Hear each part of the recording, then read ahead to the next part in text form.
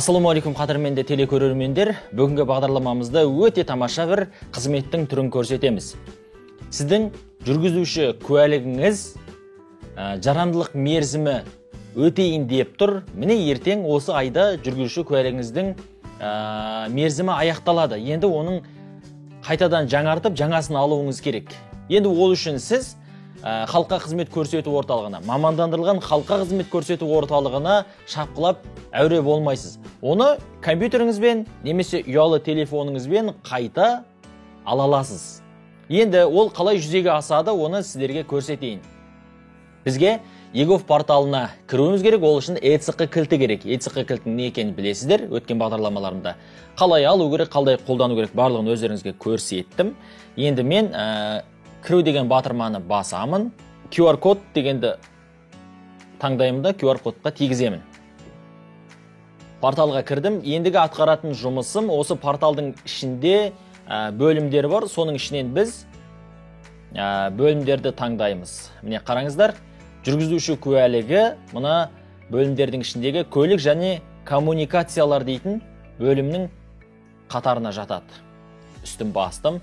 Енді автомобиль көлігіне байланысты 16 қызметтің түрін онлайн атқаруға мүмкіндігіміз бар. Жүргізуші куәлігін беру. Енді біз жүргізуші куәлігін аламыз, қандай сатылардан өтеміз, қазір тағы түсіндіріп өтейін. Міне қараңыздар. Енді мен ары қарай өтейін, сары жолақтың үстін басамын онлайн сұрау дегенге. Кетті. 4 қадамнан тұрады. Туылған күнім, ай жылым, мен жеке сәйкестендіру нөмірім, барлығы дайын тұр. Категориясы. Енді мына жердегі бір кемшін тұсы сурет жоқ, және біздің қолымыз жоқ. Соны біз растауымыз қажет. Енді қараңыздар. Мүгедектік туралы ақпарат сәтті өтті.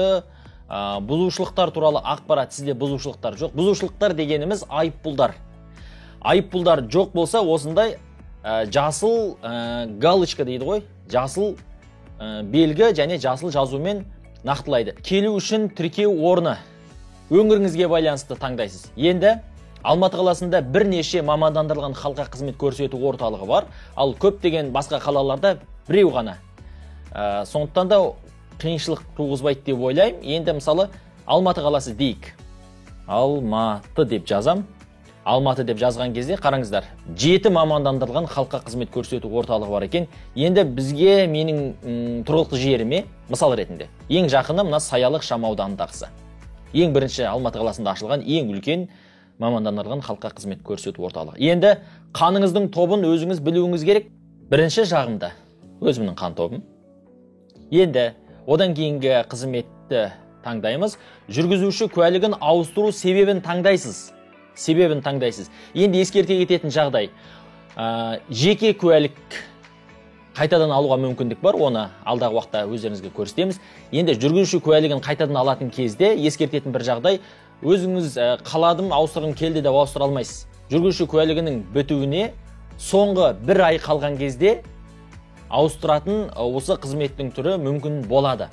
Ал ұялы телефоныңыздың нөмірі мобильді азаматтар базасына тіркелген болса, жаңа қызмет іске қосылды, сізге ескерту хабарламасы келеді. SMS арқылы сіздің жеке куәлігіңіздің немесе жүргізуші куәлігіңіздің уақыты бітейін деп тұр. Осы айда бітеді, сондықтан ауыстырып алуға кеңес береміз, ескертеміз деген ескерту келеді. Енді қараңыз, мына жерде жүргізуші куәлігінің ауыстыру себебін таңдаңыз деп тұр. Егер жеке куәлігіңіздегі әкеңіздің тегін немесе OFF деген жалғауларды алып тастасаңыз, онлайн алуға болады. Енді бізге ескеретін дүние, біздікінің уақыты бітті, сол үшін ауыстырайын деп жатырмыз ғой. Сондықтан да мына 2 бөлімді де таңдамаймыз, өтіп кете саламыз. Ұялы байланыс нөміріміз тұр. Арнайы белгілер бар ма? Арнайы белгілер жоқ. Арнайы белгілер жоқ деген таңдаймыз. Енді мына жерде қараңыз. Фото жүктеңіз деген 2 бөлім тұр. Осы жерден біз фотомызды жүктеуіміз керек. Енді фото жүктеңіз деген батырманы басамыз. Файлды таңдау деген бар. Файлды таңдаймыз. Міне. Мына сурет тұр. Осы суретті бұлай ақырын баптауларын дұрыстаймыз. Міне. Баптауларын дұрыстаймыз. Таңдаймыз. Жүктеу дегенді басамыз. Фото жүктеңіз. Фото жүктелді. Қолтаңба үлгісін жүктеңіз дейді. Енді қолтаңба үлгісі дегеніміз міне бізге үлгісін көрсетіп тұр. Оны қалай істейміз? Бұлай деген сияқты. Мысалы енді мен мысал келтірдім. Енді осыны аласыз. Қолымызды қойып алғаннан кейін міне үстінен түсіреміз. Осы түсірген кезде бір ескеретін дүние, қараңыздар міне. Өте бұлай жақын алмаңыздар. Баптаған кезде дұрыс жасай алмаймыз. Сондықтан бүйтіп ақ парақты мына A4 парағын үлкен қылып ала беріңіз. Бүйтіп аламыз. Өстіп түсіріп алдық, міне қараңыздар. Енді осы жерден қолымыз қойылған суретті таңдаймыз. Таңдап алдық. Міне көрдіңіз ба, жаңа мен сіздерге айтқаным сол. Суретті ортасына таңдаңыздар деп. Себебі дұрыс таңдай алмай қалуларыңыз мүмкін. Міне бұлай. Бұлай. Суретті ақырын баптаймыз. Бұлайынан және бұлай. Көрдіңіздер ме? Суретті осылай қолымызды нақты таңдап аламыз. Одан кейін саласында жүктеу деген бар. Жүктеу деген батырманы бастық. Енді қараңыздар жоғар жаққа. Жаңа мына жерде сурет болмады, қол тұрған жоқ еді. Суретіміз мына жерге таңдалды. Мына жердегі 7-ші бөлімде біздің қолымыз қойылды. Енді басқа жүргізуші куәлігінен бұл онлайн алған жүргізуші куәлігінің бір артықшылығы. Мына жерде қараңыздар, біздің мына қолымыз тұрған жерде осындай ақ парақпен бірге суреті тұрады. Енді ары қарай жылжытамызда сұранымды жіберу деген бөлім бар. Осыны басамыз. Енді қараңыз. Енді екінші қадам, мемлекеттік баждың төленетін сомасы 3472 теңге. Көрдіңіздер ме? 3472 теңгені біз жүргізуші куәлігін қайта алған кезде мемлекеттік баж сомасын төлейміз. Енді мына жерде бұрынырақ төленген болса, бұрынырақ төленген чектеріңізді көрсетесіз. Бұрынырақ төленбесе, мына жерде таңдайсыз. Енді қаржы министрлігінің кірістер комитеті және жергілікті өзін-өзі басқару органдары деген бөлім бар. Енді осы жерде қаржы министрлігі мемлекеттік істерді төлеу комитеті деген басамыз. Сосын мына жақта қай өңірде тұрасыз, соны таңдайсыз. Мысалы, Алматы қаласы бойынша. Алматы қаласы бойынша оны таңдадық.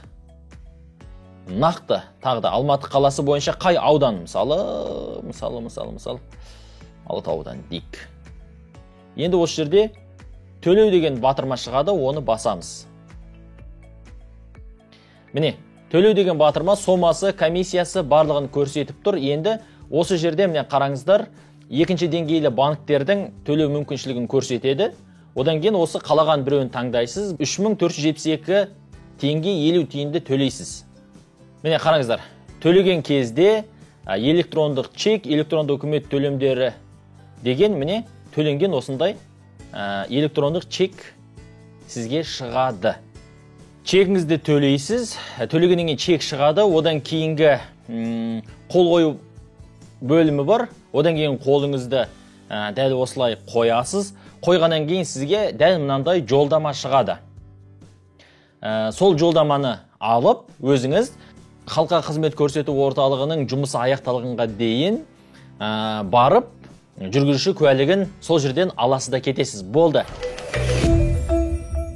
Міне, қадірменді телекөрермендер, жүргізуші куәлігін дәл осылай онлайн оңай алуға болады.